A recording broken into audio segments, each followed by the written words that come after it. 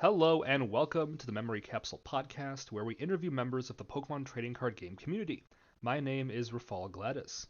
Each week we'll be speaking with our guests about their background with the Pokemon TCG, how they got involved with the game, and give them an opportunity to share their love of the game. Today's guest is Tyler Mathews.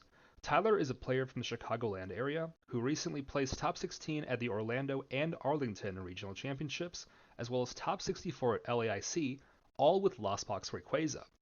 He also has Day 2 finishes at Baltimore, Secaucus, and NAIC 2022. Tyler also has had a great deal of success online playing and innovating in the Gym Leader Challenge format. How are you doing, Tyler? I'm doing good. How are you? I'm doing pretty good. Glad to be talking to you today. For anyone who's not familiar with you, what would you like to tell our listeners about yourself? Well, my name's Tyler Mathews. I don't know, I've been playing the game since 2017. So I feel like I'm kind of new, but I might be kind of old. I don't know, in between. Other than that, I played a lot of different card games over the years. So you might know me from somewhere else, but that's pretty much it. Nice. And that kind of goes into the first question I ask most guests, which is pretty much how did you get involved in the Pokemon game? You said you played other card games. Could you go a little bit more into that? Yeah, so I started the first game I played was Yu-Gi-Oh! I started playing that in maybe like 2010, 2011. Started going to like card shops and stuff like that. So I was like one of the like little kids running around. And then after that, I played a game called Cardfight Vanguard. I played Weiss Wars. I played I currently also play Digimon a little bit, and I've played um there's one more game, Duel Masters. That's the last game I played. So and obviously Pokemon. So those are the main games I've played throughout my years. Okay. How did you get involved in Pokemon specifically? What kind of led that to becoming your game of choice right now? With Pokemon, I'd say it's actually kind of interesting. So like I said, I played Yu-Gi-Oh for a long time, and then it was towards like the end of me playing Yu-Gi-Oh. The format just got like, I guess, too degenerate in a way. And then we went to there's a company called ARG, and they used to run events. So they would have like Yu-Gi-Oh, Pokemon. There's a Dragon Ball game, a bunch of different games. So I went to a couple ARGs, and then there's like at one of them there was like I think the Invitational, and then so I had friends that always were like, let's play Pokemon, right? And then we went to the ARG, and at that event there was like only like I think 5 or 6 people playing Pokemon, but like everybody in top 8 got a prize. So my friends were like, we should just be playing Pokemon. We're playing a bad game. So then at that point we were like, it's like why not? I'll give it a try. I kept telling them no for like maybe like 3 months, but then they convinced me to play like online, and from there I guess I fell in love with it. Hmm, that's awesome. You said about 2017 you got into the game? Yeah. So what was the I got back into the game around 2019, and I kind of know a little bit of the history, but what was the game looking like at that point? What kind of decks were popular? What was your first deck? I know I think the new set was Guardians Rising, and Tapu Lele had just came out, which is like it searches for a supporter from your deck, and like I think around then that was I think the first regionals I went to, the like one of the best decks was Metagross GX. So I'm like, I never played Metagross, but the deck I played was Alola Ninetales, and that was like I guess the first deck I played. Well, first competitive deck I played. I played some other like things I tried to make, but they weren't very good. Yeah, we all kind of had our own little homebrew stuff when we first started getting into the game, right? Yeah. So from that point, going into 2020, you're a few years into the game, everything shuts down. You come back in 2022, and all of a sudden you're having all these top finishes. Did you kind of change your mentality about the game in the last few years? What helped you step up your game so much? I would say like I guess so before COVID, I went to some events, but I was kind of casual still. But I would say so like 2020, that was the year like that was like the year I graduated college, and I was like I'm finally going to go for my invite this year. The first year I'm going to be like really competitive. But then obviously COVID happened. Mm. So then it was like couldn't really do that. So I kind of took like the online circuit, and I just played a lot. I just played like a lot more, tried to make sure I had like a really good like understanding of the game and like what I wanted from it, where I want to go with it. And I think just like I don't know, playing online, like how they have like the timers and everything, like I feel like that just helped me play like faster and be like more coherent with making decisions. And post COVID, it seems to have worked. Yeah, it definitely has. I know you were on stream just a few weeks ago for Arlington regionals, right? You had a game on stream near the end of the day, right before Top Cut, right? hmm It was round 15. Yeah, and I know you unfortunately had the points for top eight, but unfortunately bubbled out of it, and then you got top 16 at Orlando just this last weekend. That was all with Lost Box Rayquaza, and just before we started recording, you were mentioning that at LAIC, when you made top 64, you think you were the only Lost Box Rayquaza deck in day two at LAIC. What got you to Mhm. find that deck and eventually have so much success with it? I think it did well. I'm pretty sure I did well in like a online tournament on like playlimitless.com. And I saw the deck there, and I hadn't like I thought it was really good. I had played it for like a little bit for maybe like a week or so, but I didn't put like too much testing into it. Like all the games I played with it, the deck kind of just like beat a lot of decks. Like it'd be like it was beating Lugia and all the best decks like fairly easily. And so, but then there was also another online event where like Kyogre won. So I actually it played like Rayquaza, but I played like a Kyogre in my deck at LAIC, Mm. and nobody else was doing that. So I thought I was pretty innovative in that, and it worked well enough there. But I realized after that that it there was better things you could do with the deck. And that kind of led you then to like the innovations that gave you more success at regionals. Is that right? Yeah, that's what well, I eventually started playing Raikou. The first event I played Raikou at was actually Arlington, but I went to Toronto as well. And at Toronto, I played the Rayquaza Kyogre build. But then I ended up cutting like the Kyogre, putting the Raikou, and then the first event I played with it, I basically made top eight. Well, I did good. Excuse me, I did good enough to make top eight. Yeah, yeah, And yeah, then yeah, so I'm like, from there, it just felt really good. yeah. At that point, it's just unfortunately out of your control. It just comes down to resistance and stuff. Yeah. Yeah. And looking at some of your other results, you do have some results with pretty interesting decks, and we'll get onto the topic of deck building in just a few minutes. At Baltimore, you day two'd with Samurott Weezing. At NAIC, you got 33rd with Palkia Vikavolt. hmm What's your philosophy with kind of choosing decks like that? Both of those decks kind of have some level of disruption against your opponent. How did you land on those pretty unusual archetypes? Well, usually, like I want to play what deck I feel like has a chance to win any event, but I also want to play a deck that I feel like that has like answers to like everything, so that I can like kind of counter most of like the expected meta. And I feel like those decks they were unexpected, so I had like that going in my favor because people weren't really prepared for those decks. So like them being unprepared, I feel like would give me a couple wins by itself, and then like the deck actually functioning and being consistent, and then having like those techs to beat everything is, I guess, the biggest part that went into it.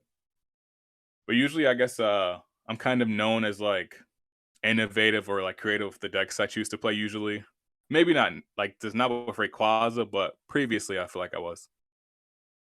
Yeah, I know just a few months ago you were playing, maybe like a year ago, maybe you were playing this like Urshifu VMAX deck with Beedrill. Is that right? Oh yeah, that was I top 64 at Secaucus regions with that as well, and that was pretty good. Well, that well actually I don't think I had the Urshifu on that one actually, but it was basically the same deck, but I think I ended up cutting it for Secaucus. But like some basically you can like hit RCS for weakness with the Urshifu, and then you have like the Moltres or the Beedrill to counter everything else. So basically, like I said, it counters the whole meta that I expect to see, and then it's consistent enough where I should be able to beat like enough rogue decks. Is that your general sort of deck building philosophy with these more rogue archetypes? You just kind of see what cards are the best counters for all these different meta decks and see how you can mash them together in a way that isn't just a total brick. Is that kind of how you approach your deck building process? for the most part. But like for example, like Lugia is the best deck right now, and like if I couldn't find any deck that consistently beat Lugia, I probably would just play Lugia. Hmm. So like if I can find things that does beat the meta, then I probably will most likely play something that's like roguish. But if I can't, then I'm probably just gonna play the best deck. Okay. So correct me if I'm wrong. Even though you did play Rayquaza Lost Box at Arlington, you helped create the Vikavolt Aerodactyl deck that eventually got second place. Is that right? Yeah, I'm like so Vigavol's like my pet deck.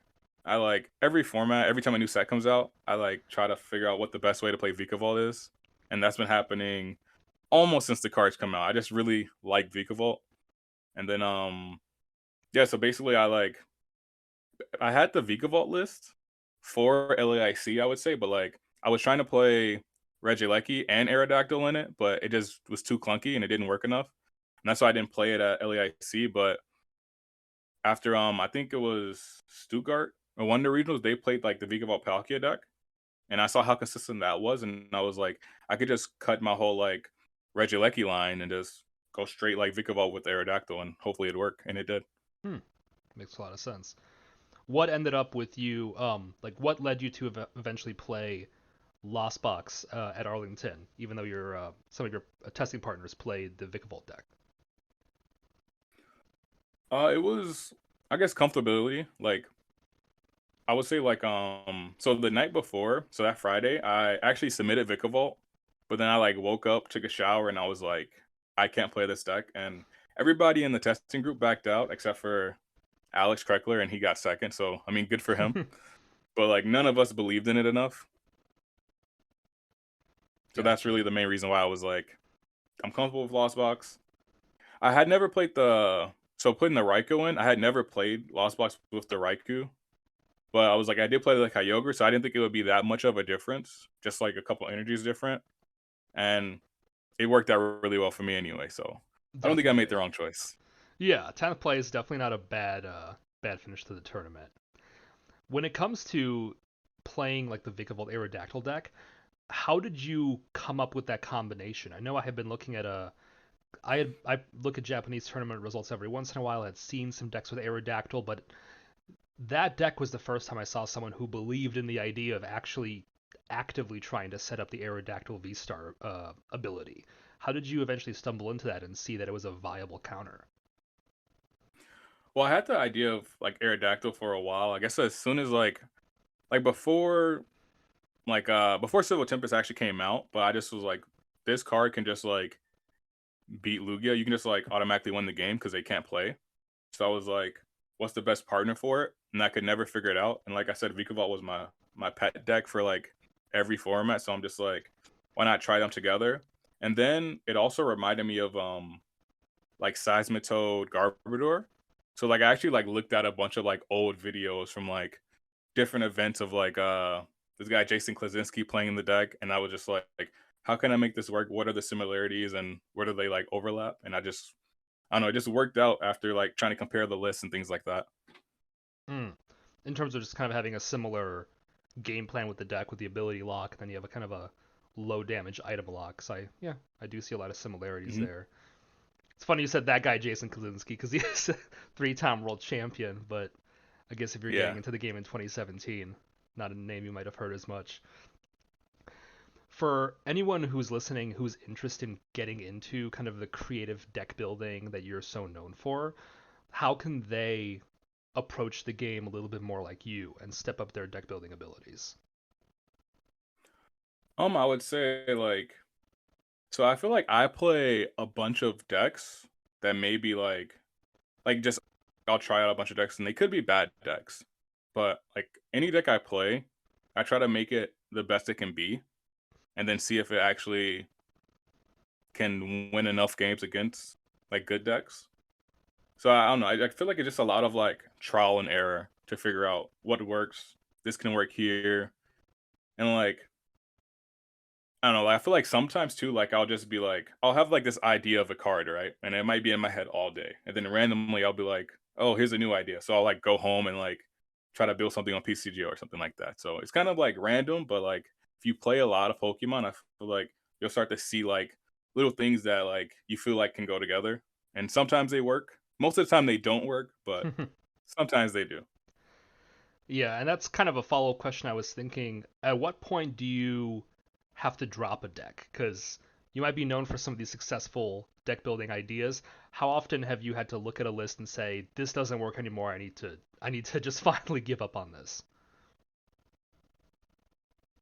I would say, I guess if you, I don't know, like you can't really take, like if you're playing on like online, you can't really take like a 10 game win streak that seriously. Like if you win 10 games, you're like, okay, there, you can be like, there's something here, but at the end of the day, it's still online, so you might not have played against the best players, or you might have just drawn really well.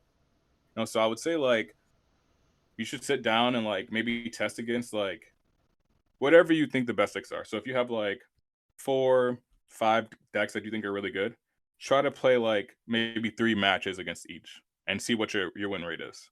And then like if it's good, I'd probably try to play against them again to see if you actually keep winning. And then try to play against good players that are actually piloting the decks. So it's just like I said, it's a bunch of trial and error.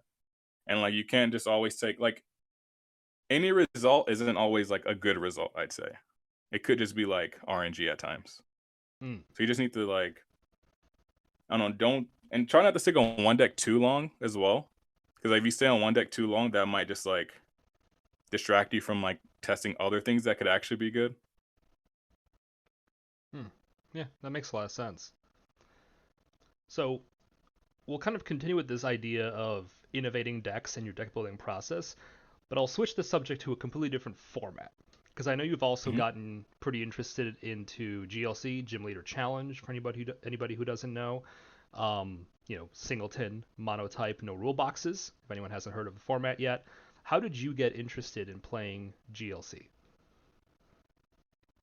I heard about it and it always seemed fun, but I always thought I wouldn't get into it. But I would say like basically like when I play like other games, like I played my main game, like so when I played Yu-Gi-Oh, right? I'd play that for the whole season, and then when around the time World happens, there's like not many events. So then that's when I would pick up like another game just to like have fun with that because I was kind of burnt out on my main game. And that kind of happened like this past summer with Pokemon. I was like kind of burnt out on standard, didn't really want to play it anymore. Expanded is kind of a dead format, Yeah, a and I little was bit. like, you, yeah. So I was like, you know what? I'll give GLC a try. And then, and honestly, that's probably my like favorite way to play Pokemon currently is GLC. It's yeah. So after that, I just like went in and I'm like, I looked at every type and like my favorite type is water, so I like tried to build water first, and that was pretty fun. But I realized like everybody was playing the Kyogre deck, so I was like, let me figure out something else to play, and that's why I started playing like psychic and like fighting and those type of things. Mm-hmm. Yeah, the two decks I kind of associate with you, just at least the ones that I know you've had some success with, is the fighting Hitmon combo deck and somehow mashing together a lost a lost box deck in GLC. Um, let's kind of start with the Hitmon combo deck. How did you come across that deck? Was that already a combo that had been played in a lot of fighting decks? I know that's one of the less popular types. So how did you eventually stumble into that build of the fighting type deck? I actually played like the Hitmon combo deck a bit, and like when it was actually in standard, so I was like, I can play this again, so let's try it out. And at first, it wasn't very good because like fighting has like the worst like support Pokemon as a type, I would say, for Yeah, GLC. There's there's not not really really any much draw like support, is there? there's like a promo Lucario that says when you evolve it, draw 2 cards. Mm, But that's like the best thing they have. yeah. I think there's like another Lucario. I think you can search one card once a turn if you also have a Garchomp out. So that's five Yeah. different Pokemon you gotta get onto the board, and then you can search any card once a turn. So it's definitely not the Right. best. So I wanted to play the Hitmon combo because it was very like low to the ground. Everything needed like 1 energy to attack. And then I saw that like nobody was really playing like there's like turbo cards like acro bike, trekking shoe, there's a card called bicycle, Pokestop. There's a bunch of these like one of like item cards, trainer's mail, and like the Stadium Pokestop that like gives your deck consistency. So I was like, why don't I just play all of these cards into one deck and see if it like makes up for not having like I don't know, like any type of support Pokemon. And it ended up working out because I'm like, Pokestop, it feels like a support Pokemon because you basically can use that every turn if they don't bump it. So other than that, I'm like, the deck just, I don't know, it just worked. And it seemed to be the like the only deck that like was probably I felt that was generally better than it was the water like Kyogre deck because it does like the 80 spread everywhere, and that deck's kind of just broken. Yeah. But But now yeah, Kyogre's but banned, so yeah, it's banned now. But other than that, I felt like the Hitmon combo had the like basically the same amount of damage output, but you're like you can do things at the start of the game more so than like waiting for that big turn. yeah, because Hitmon Top eventually does. Is its eventual attack doing 80 to everything as well? I believe it's 60 to everything. Okay. But yeah, a lot of damage being spread, and like you said, it's pretty low to the ground. So ideally by turn one you're already swinging instead of having to, Hmm. mash together all these different pieces like the Kyogre deck has. And if that deck bricks, it just hopes it can get something working. Yeah, the Hitmon combo deck is like it's more aggressive, I'd say, versus that Kyogre, but it just like Kyogre just does a lot at once, so that's like the benefit of it. Yeah. Yeah, the advantage there is that you can kind of sit around and then eventually just win the game at one, all at Hmm. once. But now it's banned, so we're all chilling. GLC's been saved. um, so now that I think about it, another spread deck is GLC Psychic Lost Box. How did you put that deck together? So with that, I was playing a lot of Lost Box and Standard, and I was like, I wonder if this can work in GLC. And I'm like, I know we had I knew there was Lost Blender, and I knew like obviously the Bennett line had just come out, so I was like, that card doesn't see any play in Standard. I was like, why not try it out? And then yeah, like I reasonably like with the Bennett and like Mewtwo, you can keep getting the Colress back, and like I realized you can get to like 10 and Lost Zone still pretty easily. Like there's enough cards to let you do it.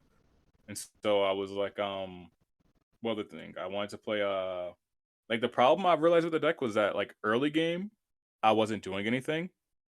And so I needed something to like I guess like slow my opponent down. And that's what made me think of like the Chimecho. I don't know if you know of a deck called Gas Can, but like when there's a Psychic Malamar when that was in Standard, the Chimecho was like really good at like stopping like Zoroark decks from evolving their Zoroarks because they can't play Pokemon with abilities. So I was Oh, is that what like, the Chimecho does? I'm not totally. yeah, Yeah, there's GLC has so many cards sometimes that there's a couple weird yeah. So ones that that people have never heard Chimecho of. for one Psychic, it does 10 damage, and then your opponent can't play Pokemon with the abilities next turn.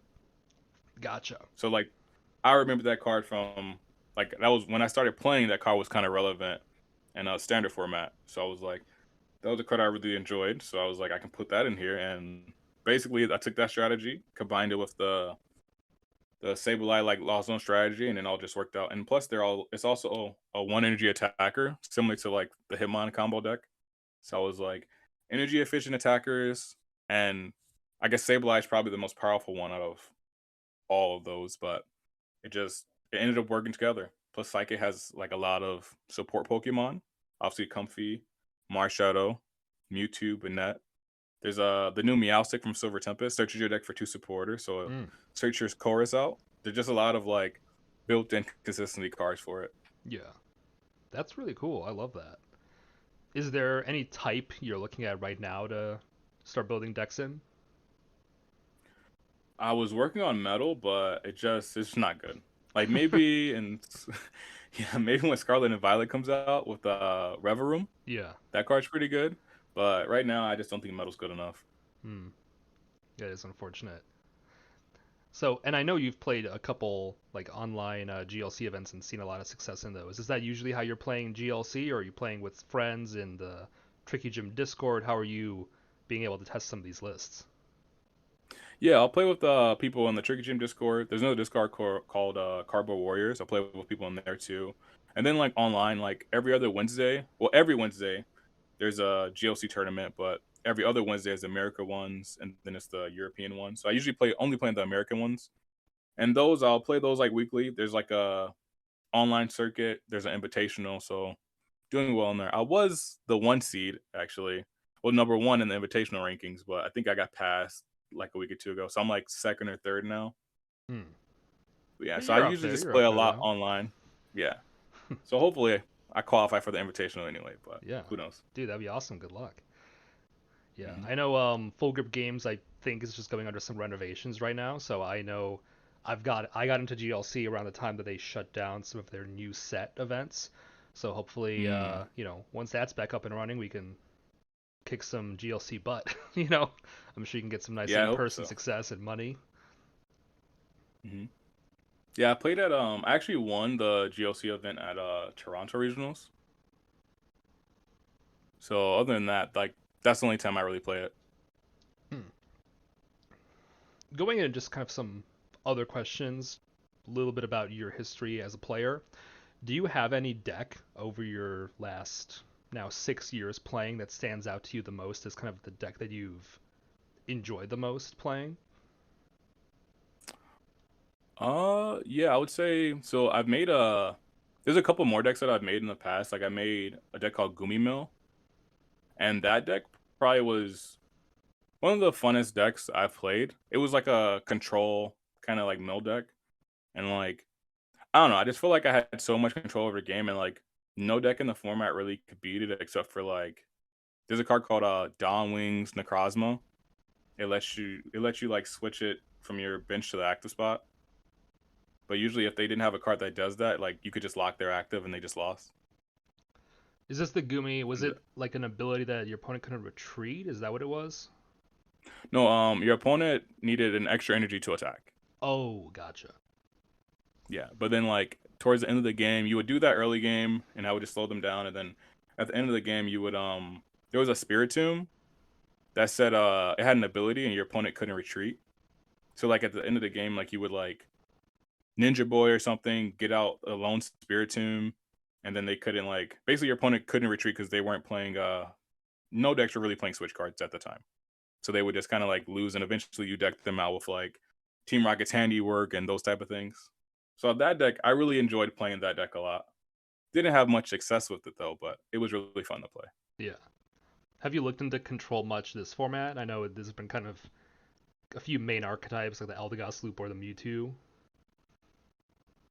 I have like the Evil Tall control builds, but I don't know. They feel like they're too easily countered in my opinion, because like every deck is playing like I don't know, like switch cards. So unless like the only things that really stop, I guess, Lost Box is like the Ice Cube and like the Pikachu.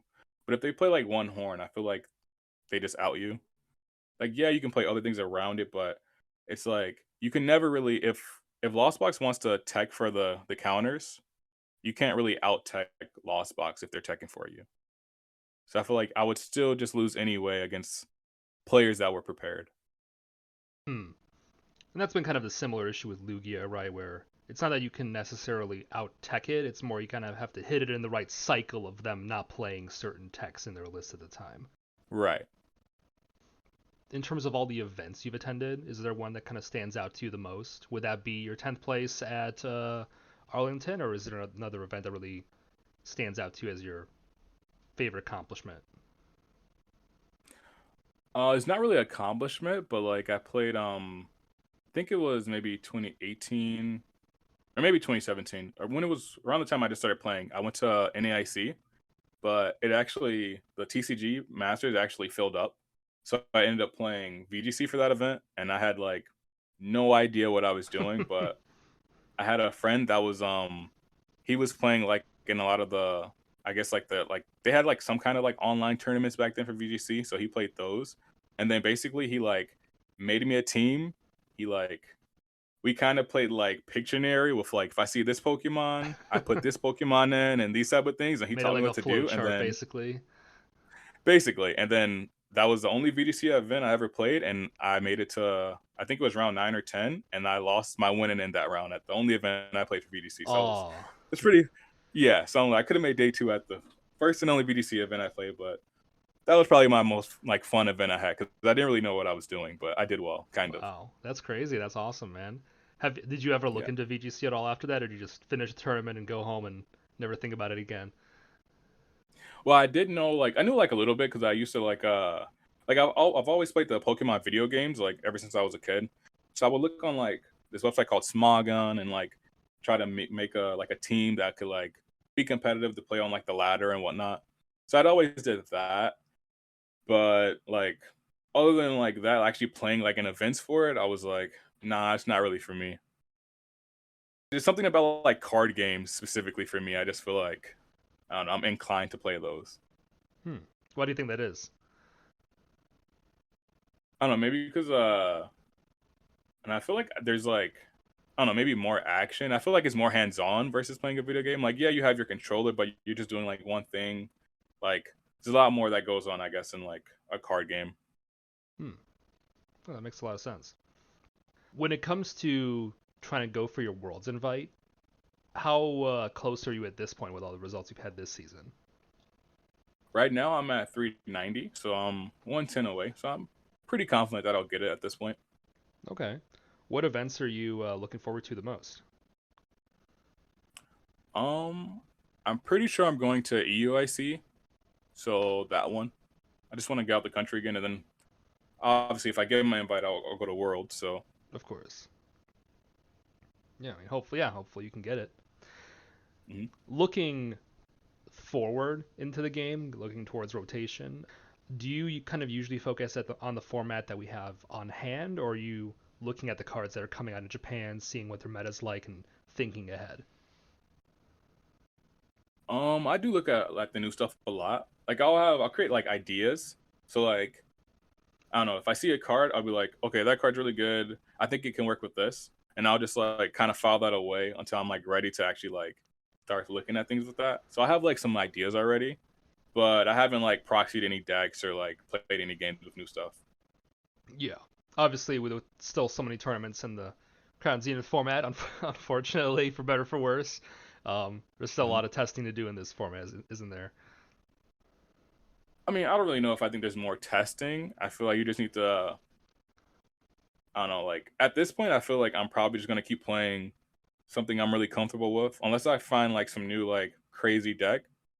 I feel like just play something that you have like practice with or that's just a good deck and try to tech for what you expect to see.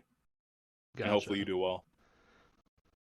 Is that kind of the advice you'd give to other players as well? Like if you're, working with newer players, is that kind of a general piece of advice? Kind of play what you're comfortable with, just try to predict the meta a little bit, but stay comfortable.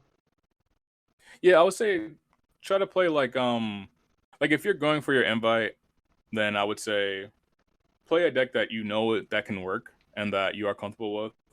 But like if you're new, like you're only going to like one or two events, play something to have fun. Like yeah, you want to do well, and if you're having fun and you do well, that's cool too. But I guess for me, I would say the only reason I'm trying to be like super comfortable now is because like this format's just like I feel like it's been so long, and Oh I'm kind yeah. of like burnt out on it. So I'm just gonna want to keep playing something that I know that works, and I don't have to like try as hard if I'm playing like if I'm playing something new, I have to try harder. But since Yeah. I like already know the ins and out of like certain decks in this format, so I'm like I think I'm more likely to do well with those versus something new unless it's just really good. Yeah. That makes a lot of sense and kind of lines up with what you said about the Vikavolt deck too. It's kind of a spooky deck to look at if you just look at it on paper. There's a lot of one ofs versus going to Arlington and playing the deck you've already gotten top 64 at Sao Paulo with. So even if the deck you're Hmm. thinking of is really good, there's still a lot of value to that comfort pick. Right. Now, looking forward towards the rest of the season, we don't really know kind of the status of what cups are going to be looking like. We have a pretty long Crown Zenith format ahead of us. What are you most looking forward to, going into the future? I'd say I don't know. I just want to get my like getting my invite because, like I said before, like I as soon as I graduated college, my goal was to really go for my invite that next season.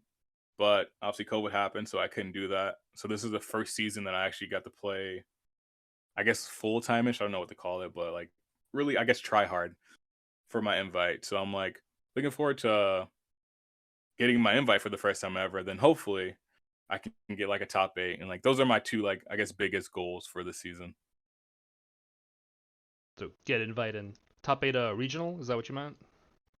Yeah, top 8 any event, any major event. For sure. No, Just want to top no 8. more, no more 1Ks, right? Yeah, Got 1Ks. I feel like time for I've won regionals enough now. for those. So For sure. yeah. Mhm. So as we start to kind of wind down, is there anybody you want to shout out or mention before we finish up? I'll shout out Team Top Cut. I'm on their team. I don't know, they're a really good support system. Um, those guys are awesome. And then I'll shout out I guess my friend Bernardo. He's basically he's been like my travel buddy lately, and like almost all the events he goes to, I end up doing well. So I'm like, I need that cheerleader with me, I guess. For sure. Is he going to EUIC? He might. He's not sure yet. All right. Tell him he has to, right? Yeah, he has to. Yeah. If anybody wants to follow you, see how you're doing, track your results, how can they stay in touch with you? Also on Twitter, I'm pretty sure my username is, I think it's Tzubi, so TZUBI. And then on Twitch, you can find me at Urtube, which is URTZUUB. Awesome. And obviously, when I send this out on Twitter, I will also make sure to give you a little @ in case anyone misses the last bit and doesn't know how to spell it. So I got you there. Okay. Makes Of sense. course. Thank All you. right. For sure. Well, Tyler, thank you so much for joining us. I really appreciate you sharing your insights with us. Thank you so much, and I hope you have a great day. You too. Thank you so much for tuning in to this episode, and thank you to Tyler for being so generous with his time. Hope you enjoyed our conversation. If you're interested in hearing more conversations like this one, please consider giving the podcast a follow, a review, or a rating wherever you're listening. If you want to follow us on social media, you can subscribe to our YouTube or follow our podcast on Twitter at memcappodcast. Or if you want to see me post about my own experiences with the TCG, you can follow me on Twitter at RZGladys. Hope you have a great day, and thank you for listening.